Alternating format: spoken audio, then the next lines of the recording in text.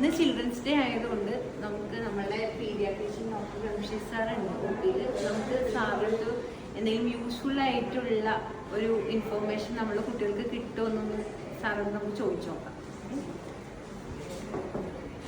ജനിച്ച കുട്ടികൾക്ക് ഒരു ന്യൂട്രീഷൻ റിലേറ്റഡ് ആയിട്ടുള്ള എന്തെങ്കിലും യൂസ്ഫുൾ ആയിട്ടുള്ള കാര്യങ്ങളൊന്ന് പറഞ്ഞു. കുഞ്ഞ് പ്രസവിച്ചു കഴിഞ്ഞാൽ അത് നോർമൽ ഡെലിവറി ആണെങ്കിലും സിസേറിയൻ ആണെന്നുണ്ടെങ്കിലും എത്രയും പെട്ടെന്ന് ബ്രസ്റ്റ് ഫീഡിങ് സ്റ്റാർട്ട് ചെയ്യുക എന്നുള്ളത് ഏറ്റവും ഇമ്പോർട്ടൻ്റ് ആയിട്ടുള്ള കാര്യമാണ്.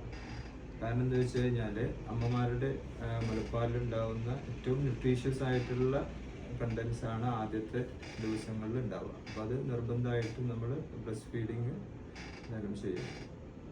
അത് കഴിഞ്ഞ് ഒരു 6 മാസം വരെ എക്സ്ക്ലൂസീവ് ആയിട്ടുള്ള ബ്രസ്റ്റ് ഫീഡിംഗ് ആണ്. ബ്രസ്റ്റ് ഫീഡിങ് മാത്രമാണ് കുട്ടികൾക്ക് ചെയ്യേണ്ടത്. 6 മാസം കംപ്ലീറ്റ് കഴിഞ്ഞ് കഴിഞ്ഞാൽ നമുക്ക് കോംപ്ലിമെൻ്ററി ഫീഡിങ് സ്റ്റാർട്ട് ചെയ്യാം. കോംപ്ലിമെൻ്ററി ഫീഡിംഗ് എന്ന് പറഞ്ഞു കഴിഞ്ഞാൽ നമ്മൾ വീട്ടിൽ അവൈലബിൾ ആയിട്ടുള്ള സേഫ് ആയിട്ടുള്ള ഫുഡ് ഐറ്റംസ്, കോമൺ ആയിട്ടുള്ള ഫുഡ് ഐറ്റംസ് കൊടുക്കുക എന്നുള്ളതാണ്. രാഗി, നമ്മൾ കുന്നങ്കായ, നവരരി പോലുള്ള സാധനങ്ങൾ. അത് കഴിഞ്ഞ് 1-2 മാസം കഴിഞ്ഞാൽ നമുക്ക് വെജിറ്റബിൾസും ഫ്രൂട്ട്സും ഒക്കെ ആഡ് ചെയ്യാം.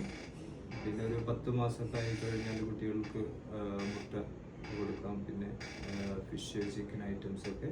അത് കഴിഞ്ഞ് ഒരു 11 മന്ത്സ് ഒക്കെ ആകുമ്പോൾ, ഒരു 11 മന്ത്സ് 1 ഇയർ ഒക്കെ ആകുമ്പോൾ നമ്മൾ കഴിക്കുന്ന അതേ ഫുഡ് ഐറ്റംസ് തന്നെ ചെറിയ ക്വാണ്ടിറ്റിയിൽ കുട്ടികൾക്ക് കൊടുത്തു തുടങ്ങാം.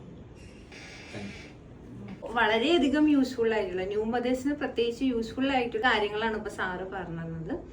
ഇതുപോലെ മെഡിക്കൽ റിലേറ്റഡ് ആയിട്ടുള്ള ന്യൂട്രീഷൻ റിലേറ്റഡ് ആയിട്ടുള്ള വീഡിയോസ് കാണണമെന്നുണ്ടെങ്കിൽ ഫോളോ ചെയ്യുക. Thank you.